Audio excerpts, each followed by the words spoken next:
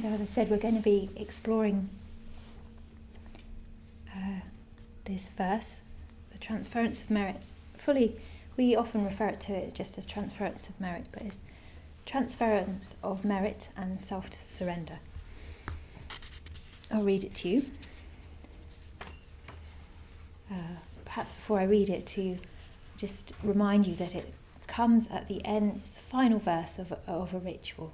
So it's referring to the ritual. May the merit gained in my acting thus go to the alleviation of the suffering of all beings. My personality throughout my existences, my possessions and my merit in all three ways, I give up without regard to myself, for the benefit of all beings. Just as the earth and other elements are serviceable in many ways to the infinite number of beings inhabiting limitless space, so may I become that which maintains all beings, situated throughout space, so long as all have not attained to peace. So there are a few things that probably need a bit of articulation. And I think the three areas that I'd like us to explore today, if we have time, are, well, what is merit? What does that mean in the Buddhist tradition? What does it mean? Well, what is the ideal that's being expressed by this verse? And also, why would we read it in a ritual context? So those are the three areas that I'd like us to at least touch on. And also I'm going to hand out a copy of each for each of you, and you'll be able to draw out whatever speaks to you as well. So just a bit of a chance to discuss it between you. I'm going to say something first about merit, because in order for us to have any kind of understanding of this verse, why are we transferring it? What is it that we're transferring? Yes, merit. The idea of merit in Buddhism comes from what the Buddha discovered, that is, if you act in certain ways, certain things happen, and if you act in other ways, other things happen. So if you act. One of the things that he noticed when he was meditating, he had an experience where he divided his thoughts into two kinds. So he said there's two kinds of thought. There's skillful thoughts, which are selfless and have a wholesome effect on the mind, and there's unskillful thoughts, which are self-orientated and usually based around craving or ill will, and they have an unwholesome effect on the mind. And when things have an effect on the mind, they also have an effect on our actions, and our actions also affect our mind. So you can direct your thoughts either selflessly or selfishly, broadly speaking. Sometimes we find that we're very complicated human beings, and it's hard to tell quite what's going on and what our motivations are.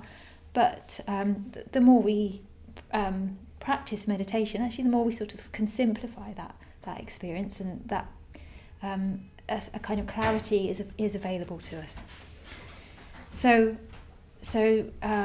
merit is well, it's all tied in with this idea of karma, which is the way of describing the patterning of our minds, that if we act well, there's a kind of snowballing effect of positivity, and if we don't act well, if we act selfishly, then that can also happen, the opposite. Yeah. So it's describing this is really key idea in Buddhism, that without this idea there'd be not much point in us trying to cultivate anything. This key idea is that there are patterns in the universe, and the area that we can work on is our minds, and working on this, creating a positive momentum in our lives.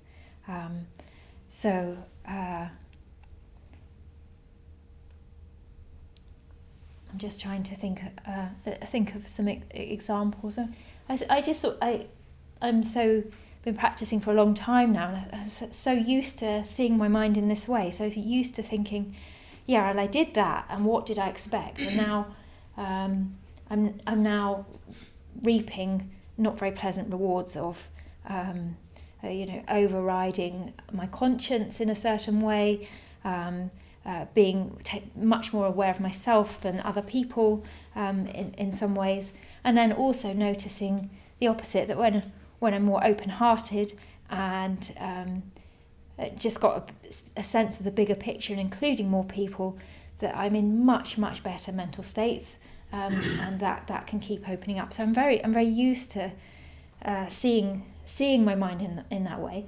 Not to the extent that I can completely rely on myself to choose the altruistic choice, I have to say, but one gets used to that, and part of Buddhist practice, a big part of Buddhist practice, is studying the mind and the actions in that way.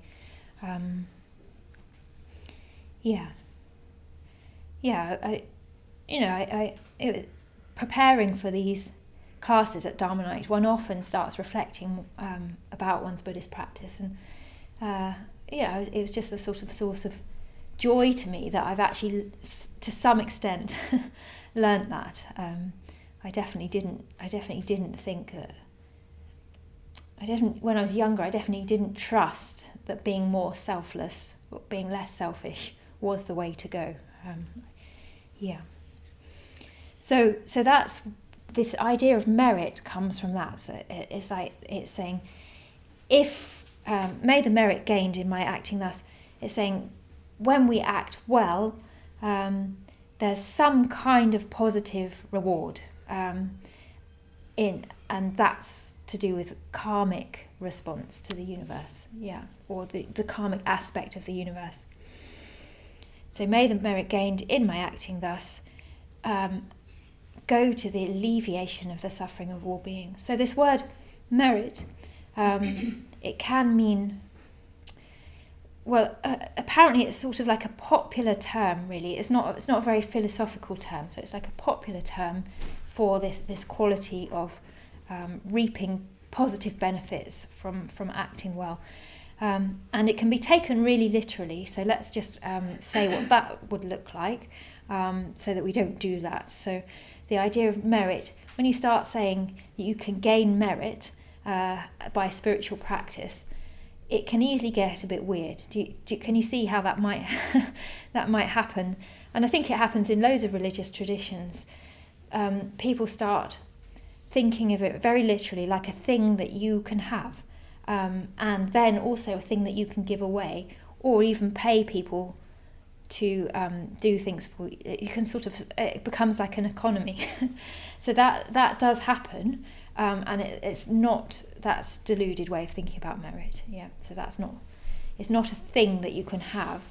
That's the trouble with using the word merit, but it's indicating that there are rewards, beautiful rewards on the spiritual path. And that's to do with cause and effect.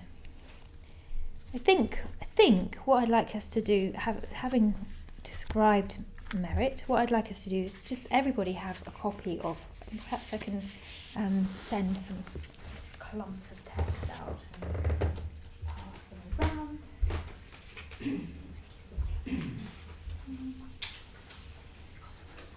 If there aren't enough, there should be enough, then we might have to share. And I'm just going to, let's just sit and read it a few times. So just read the verses. Just have a few quiet moments. So first of all, I thought I'd ask about the language or the imagery. Was there anything that anyone particularly liked or struck you about the language or the imagery contained in there? Did anyone talk about that?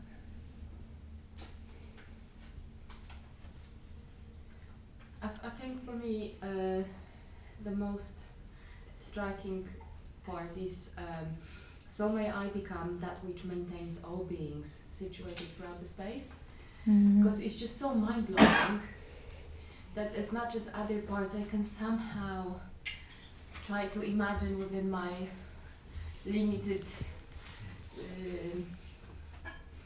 resources, then that one is just completely mind-blowing. Like, what does it actually mean? Maintains all beings, as in, and then situated throughout space. So that the vastness is quite striking. Yeah, that's really good. Yeah, thank you. Yeah, Anya. Yeah. Yeah, it sort of presents us with an impossibility there, I think, doesn't it? If we think that we can maintain all beings, we're probably a bit deluded about our own capacities or enlightened. Yeah, so I wonder if it's designed to be a bit mind-blowing. Yeah.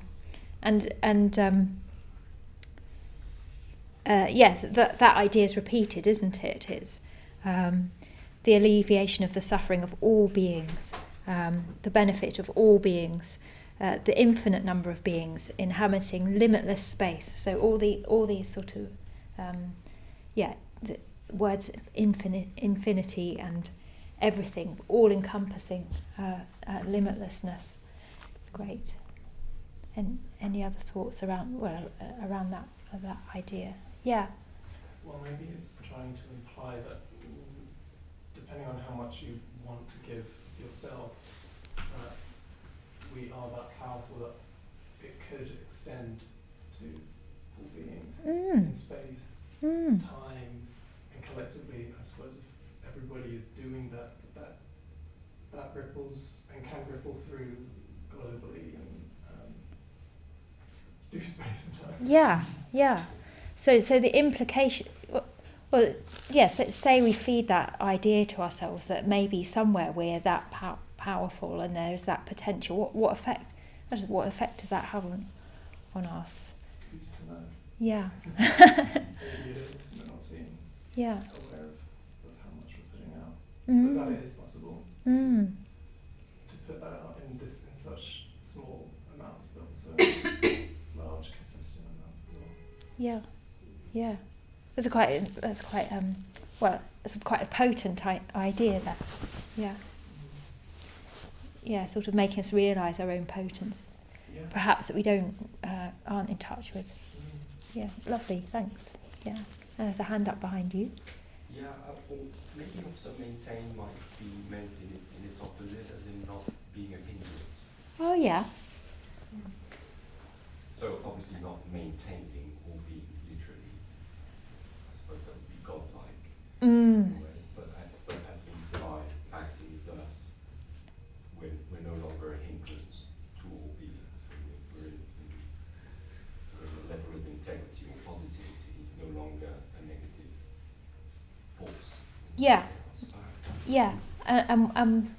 Well, say if we go with that idea interpretation, what effect does that sort of have on you thinking about that for yourself? Nothing at the moment. Yeah. Primary kind of like a thought. Yeah. It was a kind of a response to what you were saying about being deluded. Be careful, maybe not to be deluded that this might mean that we are somehow maintaining the universe together. Or something. Yeah. And any other thanks? What I get from it is that it's almost like giving is a natural way of things, because it makes a comparison or a metaphor with being like the earth and the other elements. Yes. To not striving to be giving, but it's just in the natural way, almost like a natural law. So if you abide by the natural law, you feel better because you are in line with the energy or the law that governs nature. That's the idea that I get. So that's great. Yeah, thank you. That's another of the images, isn't it? Like that. It's a simile, just as the earth and other elements are serviceable in many ways, and I think that's right. I think and it's a really beautiful reading that the earth doesn't sort of hold doesn't hold back in what it gives, and also the fact that it's a natural image. I think it's always really important with Buddhism to remember that we are talking about something that's natural rather than imposed, or a set of ideas that we sort of place on ourselves, but that we're trying to find, well, both our potency and that is the natural way of things. Yeah, and although when we are selfish or self-orientated, there's a sort of naturalness to that. You know, we all go, "Oh, it's only human," of course, but that's it's much more limited. It's the real naturalness of our experience is untapped as yet, and is this complete generosity being the natural way of things. Yeah, beautiful. Thank you. Yeah. Just this particular bit, my personality throughout my existences, my possessions and my merit in all three ways, I give up without regard to myself for the benefit of all beings. In a play at the end of last year, the playwright had written in one of the lines that she finds it difficult to reconcile with all the different me's that have come before this one. Ah. And that image has always stayed with me. I always kind of experience, not always, sounds terrible, a lot of the time, a sense of regret of, you know, things that I didn't perhaps do in the past or didn't get to do. That bit, as I was sharing, filled me with, you know, somewhat a sense of peace that I can look back and say, although those previous actions might not have given me something to hold on to, but those previous versions of me or the things I had did have a positive effect on other people. And then maybe perhaps to this kind of clinging of identity and personality and me. I'll close by saying this, like the other week my friend voice noted me and said, you know, what if there isn't a me? What if there, and that just is always petrifying for me. But yeah, that's it. Yeah, so good imagery and a bit of dread and mixed. Yeah. What interesting voice notes you get. I don't know. Mine are about, can you make this meeting?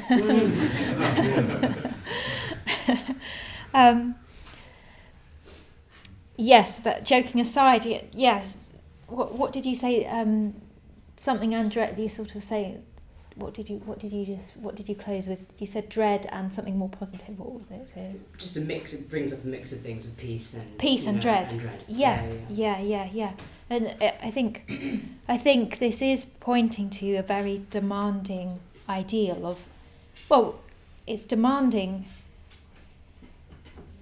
and it's trying to liberate as well. So it is saying, actually, this idea of clinging to an identity, it's like what we think is that we need to do that in order to be safe and find peace and comfort and a sense of who we are. We think that that's what we need to do, but actually it's positing something completely different, which is that the self is a painful delusion, and that there's a huge amount of positivity in giving it up in the right way. And obviously there are ways that we can, well, one needs to be clear about what that is. Yeah. And I think that's right. That sort of both of those, dread and peace, sort of appropriate responses to something like this. Yeah. Anyone else? What struck you? Or is there any questions? Actually, we could do that as a puzzlement. Well, we spoke quite a bit about the line. Without regard for myself. Yes. I give up without regard to myself, and what would we mean by selfishness and selflessness? We can have conventional ideas of what selfishness is and what selflessness is. Mm. So we were just having an exploration around that. Yeah. And what you just said about approaching it in the right way or in the most beneficial way, it's really important because you can approach it in a way that's actually heart creates some more suffering. Yes, yeah. We can sort of develop an idea of ourselves as selfless, which becomes a whole identity that's hard to maintain, or complete self. I mean, this is a danger, isn't it? Like only ever putting others before us in a way that harms ourselves. I think we're including.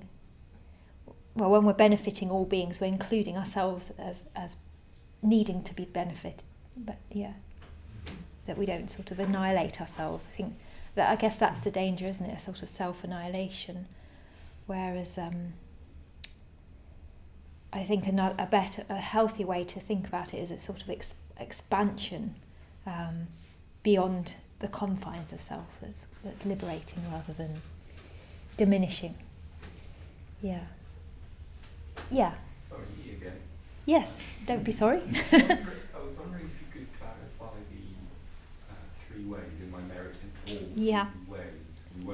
We were speculating, but we weren't quite sure. Yeah, when I read this, I thought, I wish I'd checked that. It's one of those things I've looked up a lot of times. I think it's past, present and future. Body, speech and mind. Body, speech and mind, okay. Yeah, maybe that sounds good too. Yeah, sorry. I knew that was going to come up. I think it's the merit gained acting, your actions, your personality and your possessions. Yeah, that's what I thought. Okay. I've just Googled it. Oh.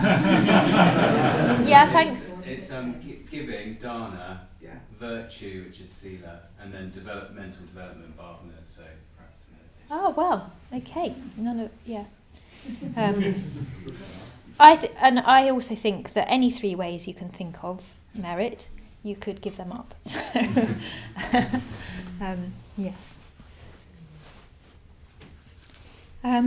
well, before we finish, here's a question. Why would we give up our merit? Why would we do that at the end of a ritual? To live a purposeful life. Mm-hmm. So to transfer from being in possession of your merit yourself to not be limited by it. So then by transferring to many, you're not limited by yourself and your possession of your merit. Yeah. Or your possessions. Yeah. So that's the one limiting factor is actually you thinking it's yours to keep. Yes. Yeah. Great. Any other sort of developments of that idea? Yeah. Why would we cherish? I mean, just to practice impermanence, I suppose, of what we get and receive, but also allowing it to leave us as well. Okay. Yeah. And I think that's similar in a way, because if we reflect on impermanence, we find that things are not graspable anyway. So we think we're holding on to things, but we actually can't, and ownership is actually impossible. It's just a convention. Yeah. Any more thoughts about this, particularly in the spiritual life? Why would we need to remind ourselves that spiritual practice is for the benefit of all? Why would we need to do that? Not to get caught up in this mindset that it's me and my practice, yes. So, and this is where the three jewels come into play, yes, because otherwise it could be just me and my meditation or me and my study. Yeah.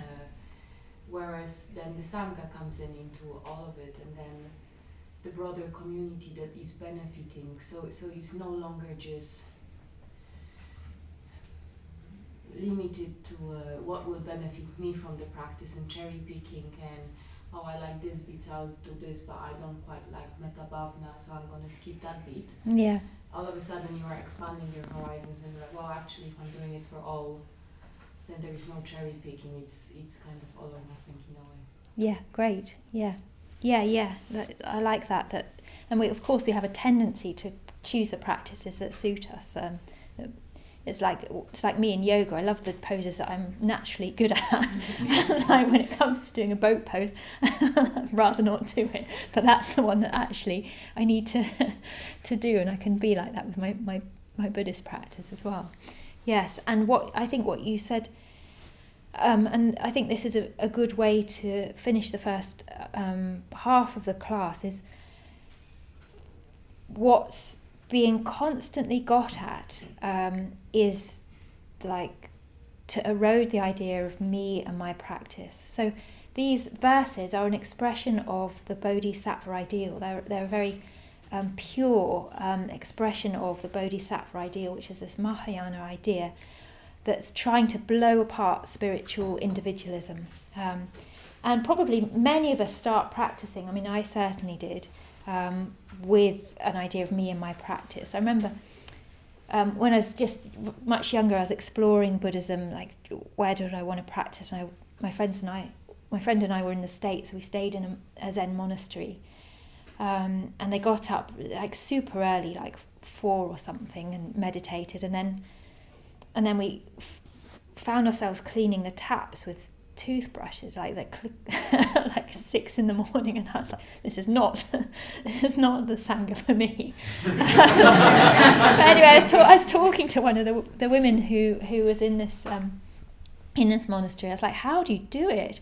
And she said, well, I just remind myself, and she was very, very sincere. It was really working for her. She said, I just remind myself that this practice benefits all. And I was just like, no, I don't buy it. I wasn't ready.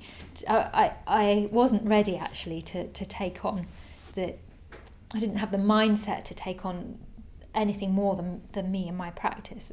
Didn't realise that actually that's what my practice actually needed.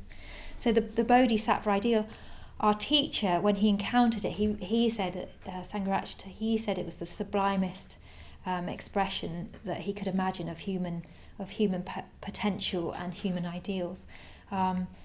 That complete erosion of individualism, of selfishness. And he's got this beautiful metaphor of practice for yourself. It's not that it doesn't work at all, but it's like a glowworm, this sort of soft, small light, and practicing for the benefit of all, however we may discover that is like, comparatively, is like the blazing of the sun, a much, much more majestic vision, and one that won't die out, that it just will keep giving radiance and light. So that this is what the whole ritual of the Sevenfold Puja is describing a practitioner's encounter with the Bodhisattva ideal.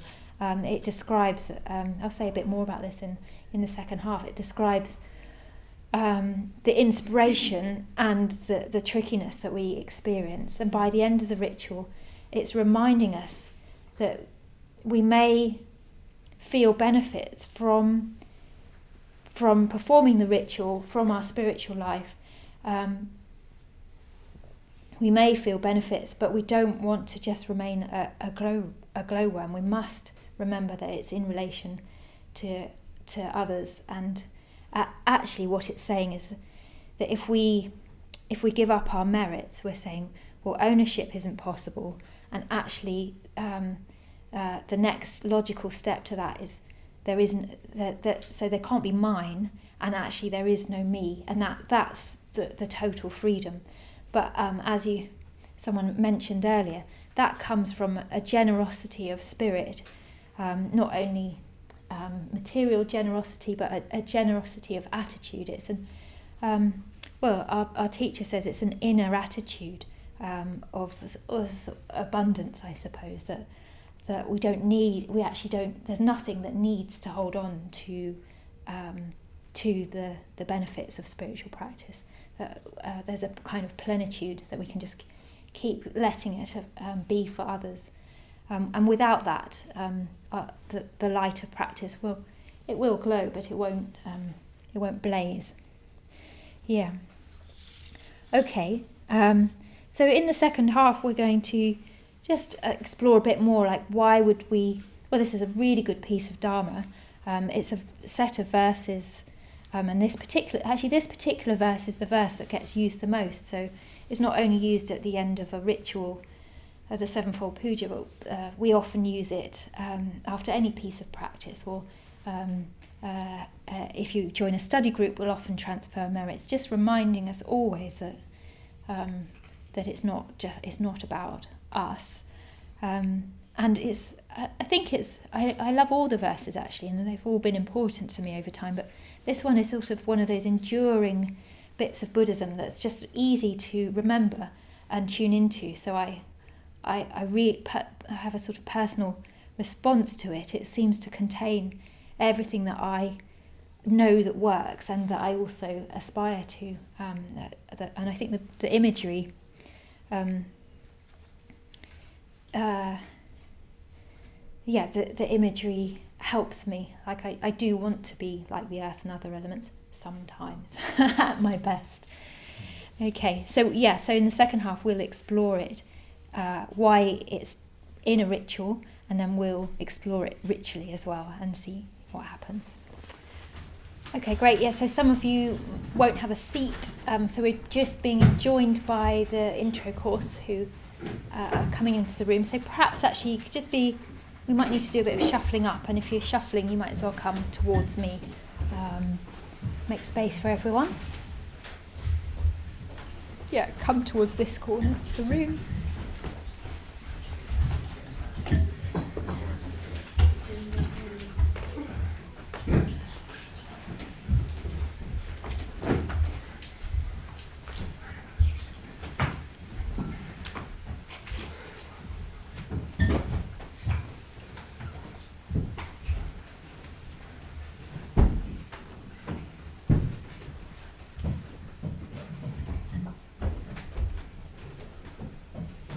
Yeah, just have a look around and see if anyone needs help finding space, so we can all sit.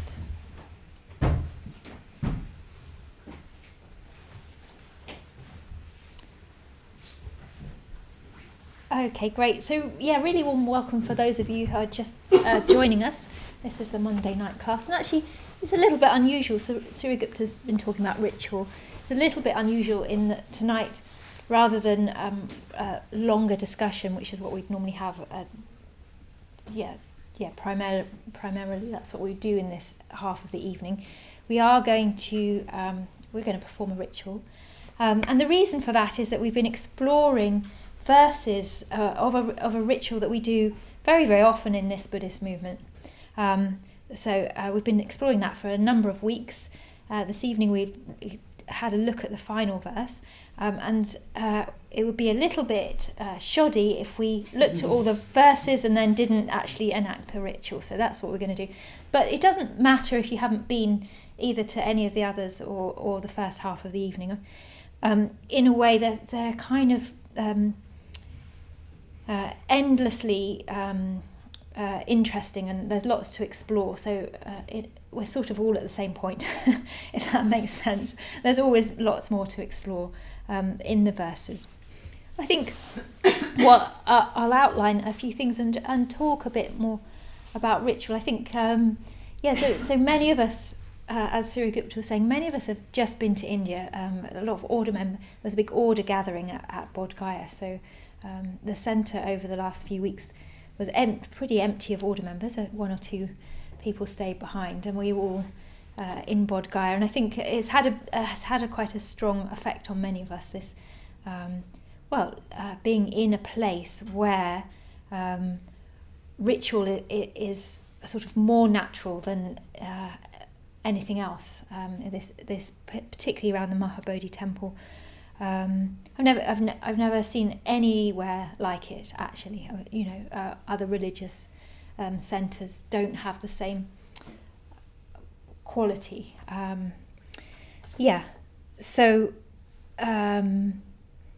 So probably, what am I trying to say? You might encounter quite a lot of renewed inspiration around ritual. Hopefully that will be the effect that so many of us have been there. But what I want to say to start with is that Buddhist practice. People often talk when people say, "Oh, my practice is this. My practice is that." What they often mean is their meditation. But meditating is a core part of Buddhist practice. But there are many cores or many threads to that core. For example, friendship, we could say, is a core part of Buddhist practice as well. Learning what the Buddha taught and how to understand more deeply is just as important as meditation. And for some people even more important. And ritual is also of that ilk. And performing ritual is often a bit of a private thing in the West. So you might go if people might go to church for ritual, and it's not sort of done in the way that if you've been to the East, it's very public. There are shrines down the street, and even probably a bit more strongly Roman Catholic countries in Europe, it's a bit more socially acceptable or something. Maybe I'll just say a little bit about why we might do a ritual. So there's some things. Often ritual is collective. So in this case, we're doing a collective practice, and what we're going to be doing is reciting verses. Our teacher Bhante Sangharakshita says. I'll quote from him actually. He says, "We have ceremonies, rituals, because we consider something important. The ceremony is an enhancement of what's happening, enabling us to experience it more intensely and realise its significance." So, if someone's leaving a work situation or a living situation, you might make an event of that. So they're leaving anyway, whether you have the ritual or not, but you might make an event of it. And everybody then focuses their mind to this event that's significant, and it brings more significance to it. And in that way, it's much more, a leaving do is a much more satisfying and meaningful way for that separation to occur. Yeah, so that's just one example. In this case, we're going to perform a Sevenfold Puja, seven verse puja. So puja means, apparently, we usually say it means worship. Apparently it started off meaning respect, so verses of respect. In this case, performing the Sevenfold Puja is enhancing the significance of the spiritual life in general. So it's saying it's an enhancement of what's already happening, and there might be different degrees to that is already happening. On a profound level, what is already happening is that we've all got this potency for transformation and growth. So that's already happening because it's part of it's part of what's possible, if that makes sense. It's part of the nature of the reality that we exist in, is that we can transform and self-transcend to a degree that we can't imagine. And whether we're doing that or not, whether we're directing ourselves or not, we can discuss that with ourselves. But that's what am I trying to say? That is there, and so maybe performing a ritual puts us in touch with that, and then we find it's already happening, something like that. So so it helps us realise something more intensely and realise its significance, and that's definitely my experience. And maybe it's helpful to relate this, that it took me a really long time for me to sort of understand these rituals, the Buddhist rituals that we do. The first one I went to was for someone's a ceremony, and I was probably 20 or something, and I didn't understand it, and I just found it very, very boring. I thought this is never going to end. So that's one experience you can have. But that's definitely not my experience now. There's something. One thing that does happen for me sometimes is that I'll be in a ritual and I'll think I'll be completely preoccupied with something else. And I think, like, am I even in this ritual? I'd rather just get on and sort this thing out. Or, like the really strong preoccupation. And like suddenly something can happen in the ritual, in perhaps listening to the mantras being chanted, or the atmosphere in the root. Suddenly I change mode, and it's almost like despite my resistance to the experience, something much, much deeper which I can't really describe, can happen. And there are various responses that one can have in ritual. I don't want to start outlining the possibilities. Just invite you to,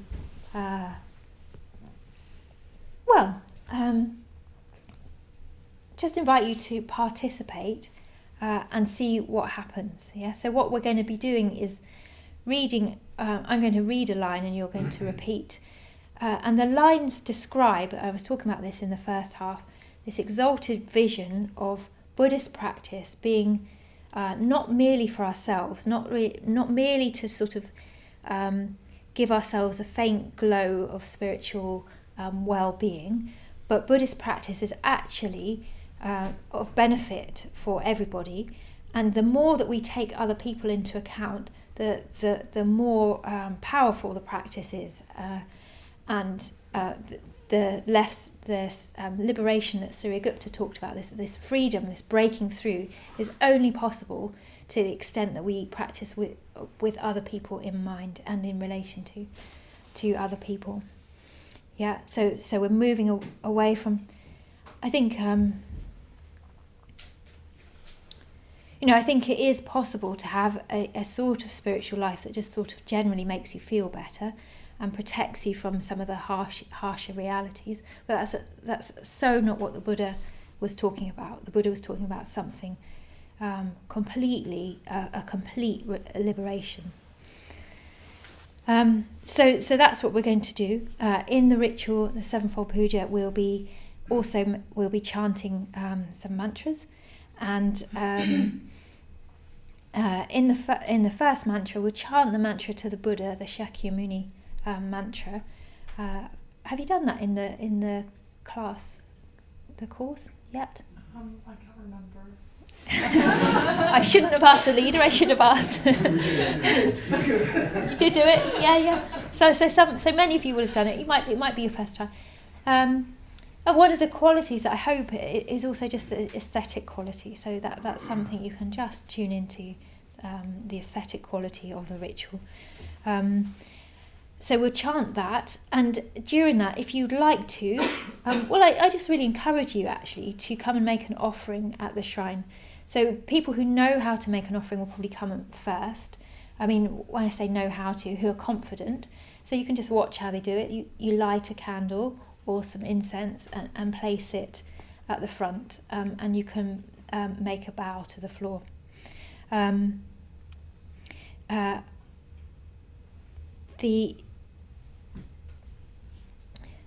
think one of the main purposes of the ritual, well, in fact, this particular ritual, the Sevenfold Puja, is designed as a preparation. It's like the vision that the Buddha gave us is so vast and sort of unimaginably, it's unimaginable from our point of view what is possible, that we need to do it step by step. So the idea of this ritual, this puja, is that it's a preparation of preparing our minds to be more open to the ideals of the Bodhisattva ideal, which is where we practice for the sake of all beings. So it's a foundational practice. It's meant to be preliminary to. So you'll find that the words are flowery and exalted, just let them be there. You don't need to sort of decide whether you live up to them or not. They're a description of high ideals, and there's a sort of each verse has a different flavour, is expressing a different part of the path. Yeah.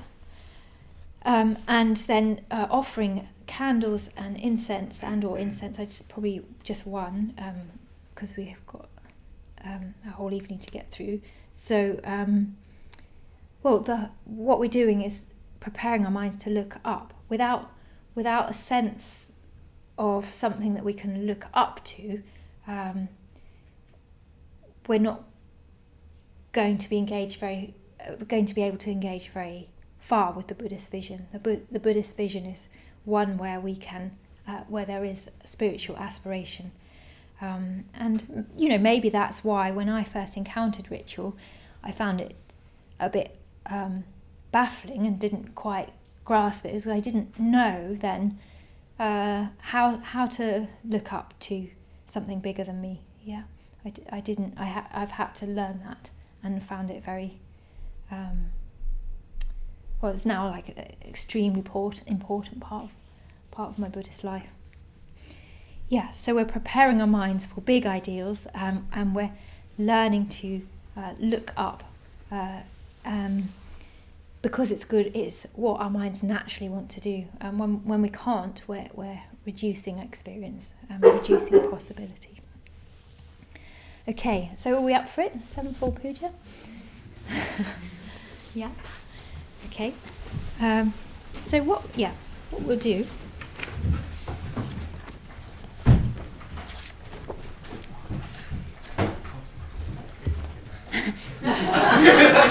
Sorry. He's not up for it.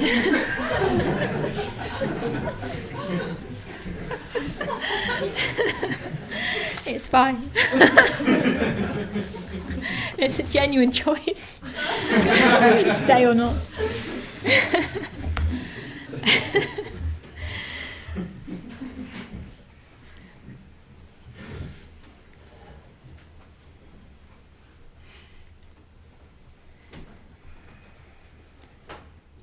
So we're going to have these 7 verses. After the first verse, we'll chant a mantra, and that's when you can make offerings.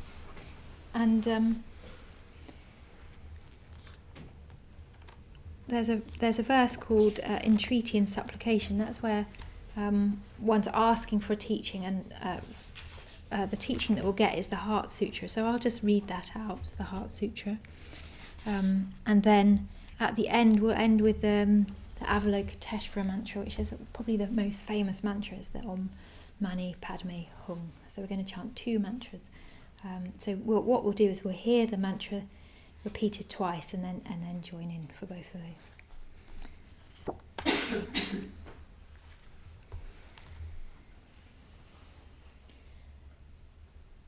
And actually, as this is the final words, I won't teach anymore this evening. If you'd like a question or a thought to go away with from the evening, maybe that the question that you can take away is, what would it be like if whatever my Buddhist practice is, whether it's just sometimes coming to the Buddhist center or like a daily thing that you turn your mind to, what would it be like if I dedicated that to others? How would that sort of change my inner attitude to my practice? So if you want something to think about over the week, then that would be my suggestion.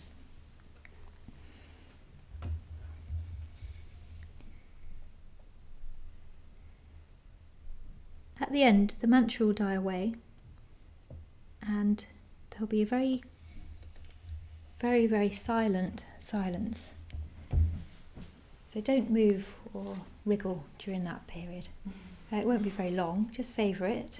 It's a kind of the culmination of the ritual, and then I'll end. The ritual will be over when I ring a bell.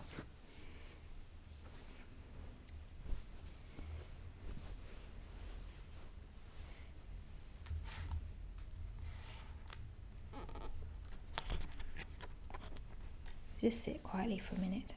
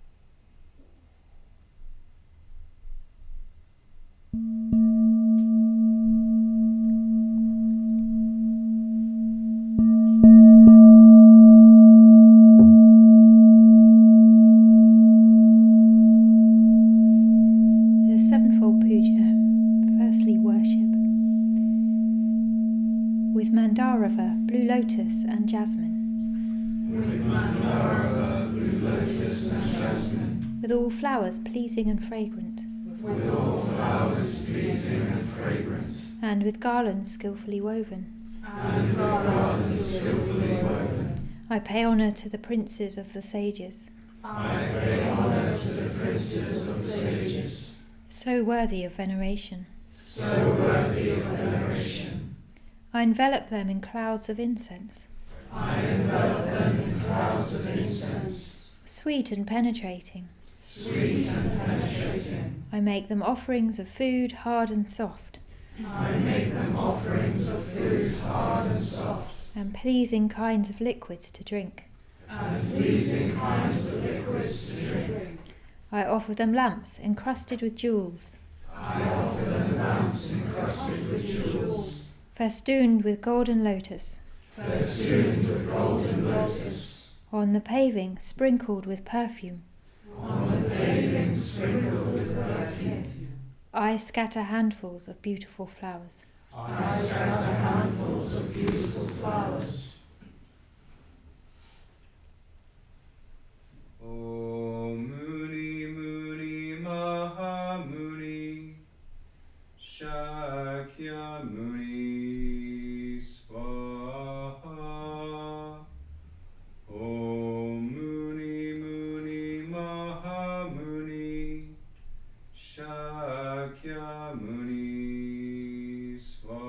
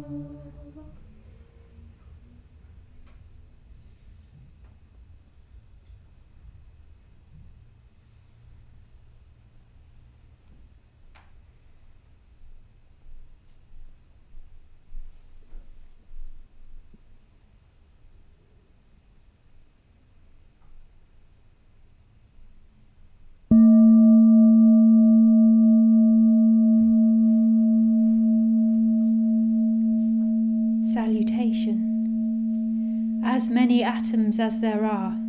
As many atoms as there are. In the 1,000 million worlds. In the 1,000 million worlds. So many times I make reverent salutation. So many times I make reverent salutation. To all the Buddhas of the 3 eras. To all the Buddhas of the 3 eras. To the Siddharma.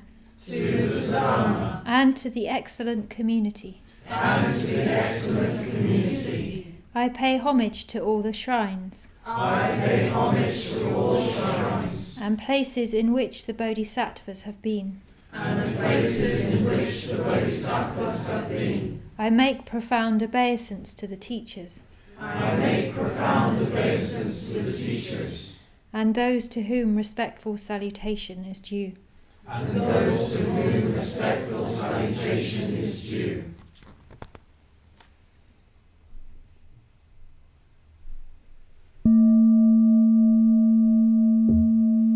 Going for refuge. This very day. This very day. I go for my refuge. I go for my refuge. To the powerful protectors. To the powerful protectors. Whose purpose is to guard the universe. Whose purpose is to guard the universe. The mighty conquerors who overcome suffering everywhere. The mighty conquerors who overcome suffering everywhere. Wholeheartedly also I take my refuge. Wholeheartedly also I take my refuge. In the Dharma they have ascertained. In the Dharma they have ascertained. Which is the abode of security against the rounds of rebirth. Which is the abode of security against the rounds of rebirth. Likewise in the host of Bodhisattvas. Likewise in the host of Bodhisattvas. I take my refuge. I take my refuge.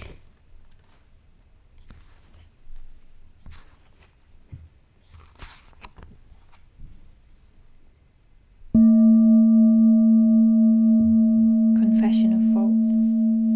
The evil that I have heaped up. The evil that I have heaped up. Through my ignorance and foolishness. Through my ignorance and foolishness. Evil in the world of everyday experience. Evil in the world of everyday experience. As well as evil in understanding and intelligence. As well as evil in understanding and intelligence. All that I acknowledge to the protectors. All that I acknowledge to the protectors. Standing before them. Standing before them. With hands raised in reverence. With hands raised in reverence. And terrified of suffering. And terrified of suffering. I pay salutations again and again. I pay salutations again and again. May the leaders receive this kindly. May the leaders receive this kindly. Just as it is with its many faults. Just as it is with its many faults. What is not good, O protectors? What is not good, O protectors? I shall not do again. I shall not do again.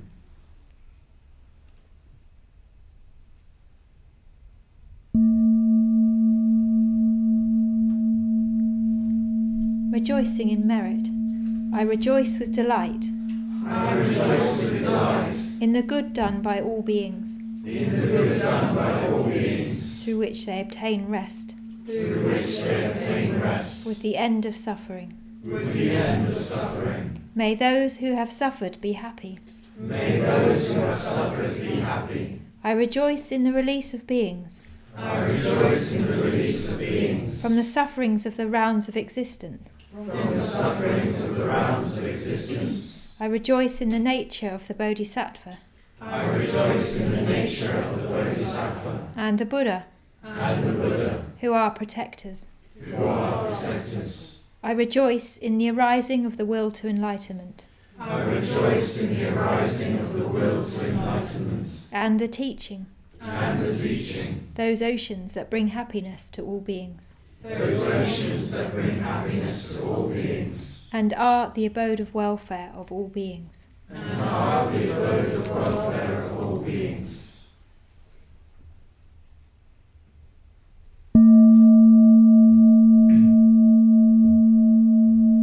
Entreaty and supplication. Saluting them with folded hands. Saluting them with folded hands. I entreat the Buddhas in all the quarters. I entreat the Buddhas in all the quarters. May they make shine the lamp of the Dharma. May they make shine the lamp of the Dharma. For those wandering in the suffering of delusion. For those wandering in the suffering of delusion. With hands folded in reverence.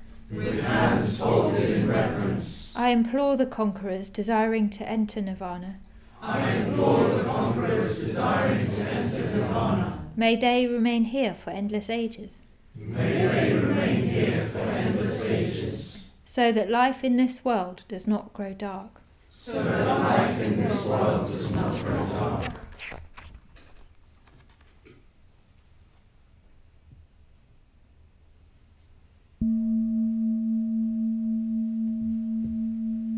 The Heart Sutra. The Bodhisattva of compassion, when he meditated deeply, saw the emptiness of all 5 skandhas and sundered the bonds that caused him suffering. Here then, form is no other than emptiness, emptiness no other than form. Form is only emptiness, emptiness only form. Feeling, thought and choice, consciousness itself are the same as this.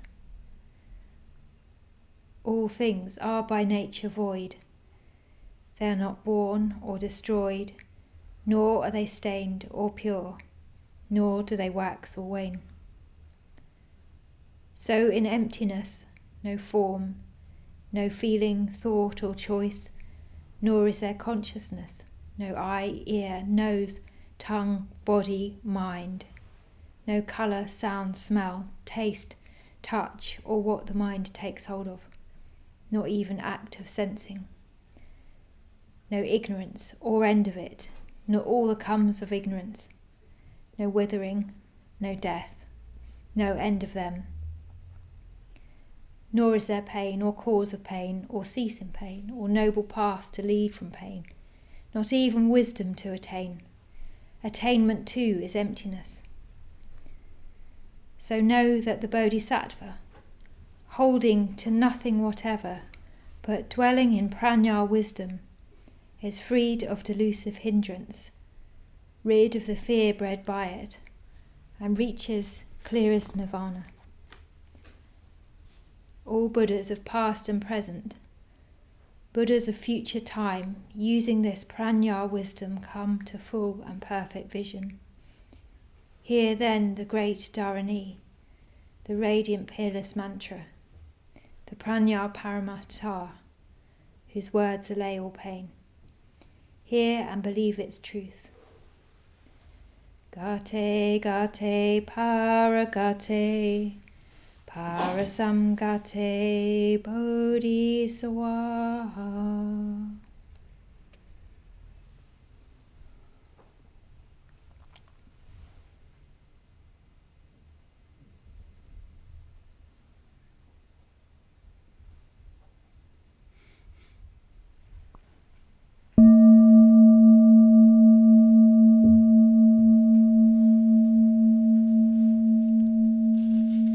Transference of merit and self-surrender. May the merit gained, May the merit gained, in my acting thus, in my acting thus, go to the alleviation of the suffering of all beings. go to the alleviation of the suffering of all beings. My personality throughout my existences, My personality throughout my existences, my possessions, my possessions, and my merit in all 3 ways. and my merit in all 3 ways. I give up without regard to myself, I give up without regard to myself, for the benefit of all beings, for the benefit of all beings. just as the earth and other elements Just as the earth and other elements are serviceable in many ways are serviceable in many ways to the infinite number of beings, to the infinite number of beings, inhabiting limitless space, inhabiting limitless space, so may I become so may I become that which maintains all beings, that which maintains all beings, situated throughout space, situated throughout space, so long as all have not attained so long as all have not attained to peace.